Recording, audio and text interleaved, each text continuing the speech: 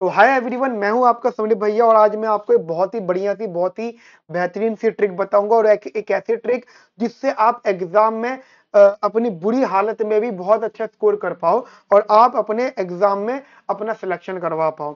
दोस्तों, कभी कभी एग्जाम में ऐसी सिचुएशंस आ जाती हैं कि आपके सामने कुछ ऐसे क्वेश्चंस आ जाते हैं जिन्हें आपने पहले कभी भी देखा हुआ नहीं होता, क्योंकि एग्जामिनर जानबूझ के ऐसे क्वेश्चंस को सेट कर देते हैं जो क्वेश्चंस शायद या तो आपके सिलेबस से बाहर के होते हैं या फिर वो थोड़े से डिफिकल्ट लेवल के होते हैं। ध्यान रखना, जब भी एग्जाम में ऐसे क्वेश्चन आ जाते हैं आपको घबराने की जरूरत बिल्कुल भी नहीं है, क्योंकि ऐसे क्वेश्चन कभी भी आपके सिलेक्शन को अफेक्ट नहीं करेंगे। ऐसे क्वेश्चन कभी भी कट ऑफ को अफेक्ट नहीं करेंगे।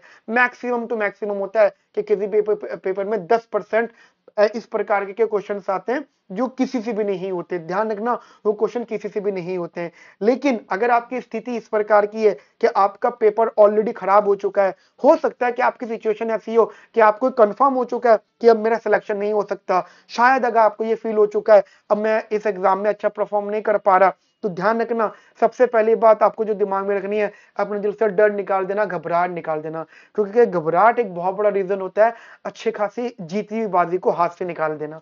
ये अच्छी खासी जीती हुई बाजी को हार जाना, ये घबराहट ही एक वजह होती है जब अच्छे खासे बाजीगर इंसान को जमीन पर ला पटकती है। आपको सबसे पहले ध्यान क्या रखना है, आपको को घबराना नहीं है। आपको बिल्कुल बिल्कुल डीप ब्रीथ लेनी है, बिल्कुल आराम से टेंशन फ्री होना है और आपको ये समझ लेना है कि अब मेरी जो स्थिति है वो करो या मरो की स्थिति है। अगर मैं क्वेश्चन अटेम्प्ट नहीं करता तो सिलेक्शन बिल्कुल भी नहीं हो रहा। तो एक काम करता हूं, आप क्वेश्चन को अटेम्प्ट कर लो, क्योंकि अगर आप क्वेश्चन को अटेम्प्ट नहीं कर रहे हो तो सिलेक्शन तब भी नहीं हो रहा। लेकिन यहाँ पे कभी कभी ऐसा हो सकता है कि आप एग्जाम में एक ऐसी ट्रिक लगा लो जो कि मैं आपको ये बताने वाला हूँ, बढ़िया ट्रिक जो बताने वाला हूँ, उस ट्रिक को आप लगा लो तो हो सकता है कि आपका वहां पे अच्छी परफॉर्मेंस हो जाए और आपका सिलेक्शन हो जाए। देखिए, सबसे पहले तो आपको ये ध्यान रखना है कि जितने भी क्वेश्चन आप ये कह रहे हो कि मुझे नहीं आते, तो वो कंफर्म होना चाहिए कि आपने कभी भी नहीं देखे हुए हो।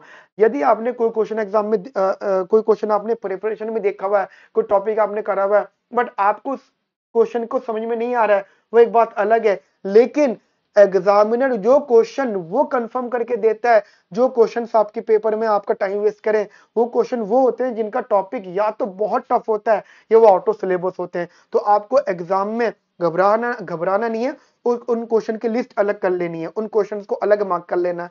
फिर आपको उन सब के सब क्वेश्चंस का जो ऑप्शन है वो सी टिक करना है। मैं एक बार फिर रिपीट कर रहा हूं, ध्यान रखना, ये प्रोबेबिलिटी थ्योरी में प्रूव हो चुका है, ये स्टैटिस्टिकल मेथड्स में प्रूव हो चुका है। यदि आप किसी भी लगातार 10 क्वेश्चंस का आंसर सी टिक करते हो तो उन क्वेश्चन से मिलने वाले मार्क्स की जो प्रोबेबिलिटी है वो हाई होती है एज कंपेयर टू उससे मिलने वाले नेगेटिव मार्क्स की। एक सिचुएशन मान लो, आपके पेपर में 50 क्वेश्चन हैं और 50 क्वेश्चन में हर क्वेश्चन के जो मार्क्स हैं वो 4 नंबर के मार्क्स हैं, तो आपके ओवरऑल कितने हो गए, 200 नंबर। ठीक है, और आप ये कह रहे हो कि सर पेपर के अंदर 10 क्वेश्चन ऐसे और मुझे सारे क्वेश्चन अटेम्प्ट करने हैं, पेपर के अंदर 10 क्वेश्चन ऐसे हैं जो मुझे बिल्कुल भी नहीं आते हैं। यदि आप उन 10 क्वेश्चन को अटेम्प्ट नहीं कर रहे हो तो और एक ऐसी सिचुएशन है जिसमें 4 नंबर तो आपको मिलेंगे अटेम्प्ट करने पर, और अगर आपका गलत आंसर होगा तो 1 नंबर आपका माइनस होगा। ये सिचुएशन आप मान लो। ठीक है, 10 के 10 क्वेश्चन, मान ली 10 क्वेश्चन है और आप कह रहे हो कि ये 10 क्वेश्चन हम अटेम्प्ट नहीं कर रहे, मतलब अटेम्प्ट मत करो या गलत करो, बात एक ही होगी, नेगेटिव मार्क्स मिलेंगे। ठीक है, अटेम्प्ट नहीं करो या मतलब गलत हो, आपको नेगेटिव 1 मार्क मिलेगा, मतलब आपको 1 मार्क्स कटेगा, नेगेटिव में माइनस होगा 1 नंबर आपका। ठीक है, तो 10 नंबर आपके माइनस हो जाएंगे, यानी 10 नंबर माइनस आपके होने कंफर्म है। लेकिन अगर मैं आपको ऐसी सिचुएशन बता देता हूं, आपको करना क्या है, आपको जितने भी क्वेश्चन हैं, 10 क्वेश्चन एग्जाम्पल दिए हैं, सबके ऑप्शन को आपको सी टिक कर देना है। हंसने की जरूरत बिल्कुल भी नहीं है, मैं बहुत बढ़िया ट्रिक बता रहा हूँ, मैं आपको क्लियरली बता रहा हूँ, स्टैटिस्टिकल मेथड्स में ये ट्रिक प्रूव हो चुकी है। मैं आपको बता देता हूँ, स्टैटिस्टिकल मेथड में प्रोबेबिलिटी की मेथड से ये ट्रिक प्रूव हो चुकी है। ठीक है, कभी मौका मिलेगा तो मैं आपको बताऊंगा, एक गेम के थ्रू ये प्रूव किया गया था कि अगर आप किसी भी क्वेश्चन के, मान लीजिए 10 क्वेश्चन का सी टिक करते हो तो उनमें से कम से कम 3 से 4 क्वेश्चन का जो आंसर होगा वो सी कंफर्म होगा। अच्छा लग रहा सुन के ये, कम से कम 3 से 4 क्वेश्चन को जो आंसर होगा वो सी होगा। इसका मतलब ये, आपने 10 क्वेश्चन अटेम्प्ट करे, 10 में से मान लीजिए 6 गलत है तो आपके 6 नंबर माइनस हो गए, लेकिन आपके 4 सही हैं, 4 चौक 16, तो 16 नंबर प्लस हुए, 6 नंबर माइनस हुए, तो 16 में से 6 गए 10। आपने 10 नंबर उन क्वेश्चन से गेन कर लिए जिन क्वेश्चन से आपको कभी कोई उम्मीद ही नहीं थी। दोस्तों यही टेक्निक आपको याद रखनी है। क्या टेक्निक थी? आपको उन क्वेश्चन को देख लेना जो आपने कभी भी नहीं देखे हुए थे और उन क्वेश्चन में से दोस्तों आपको सी टिक कर देना है।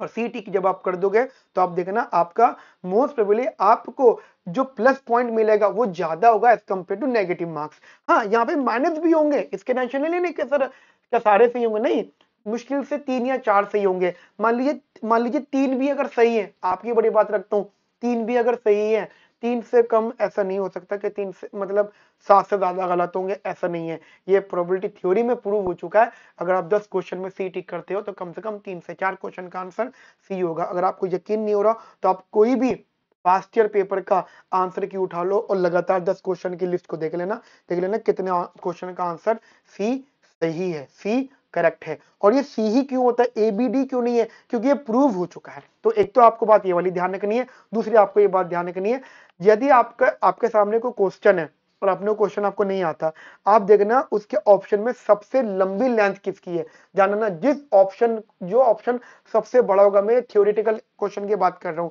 जो क्वेश्चन का आंसर सबसे बड़ा होगा, लेंथी होगा, ऑप्शन सबसे लेंथी होगा, वो ऑप्शन करेक्ट होगा। ये ध्यान रखना। आप बोलोगे सर ये हमेशा नहीं है, ये तब सिचुएशन है जब आप पेपर में क्वेश्चन छोड़ने वाले हो। ठीक है, तो ये चीज आप लोग अपने दिमाग में रखना। ये बहुत बढ़िया ट्रिक है एग्जाम पॉइंट ऑफ व्यू पे, लास्ट मोमेंट ट्रिक जो मैंने आपको भी बताई है। तो दोस्तों वीडियो के साथ जुड़े रहिएगा और ऐसी और ट्रिक में लेकर आऊंगा और स्ट्रेटेजी लेकर आऊंगा जो आपको आपके एग्जाम में बहुत बढ़िया तैयारी करवाएंगे। Thank you.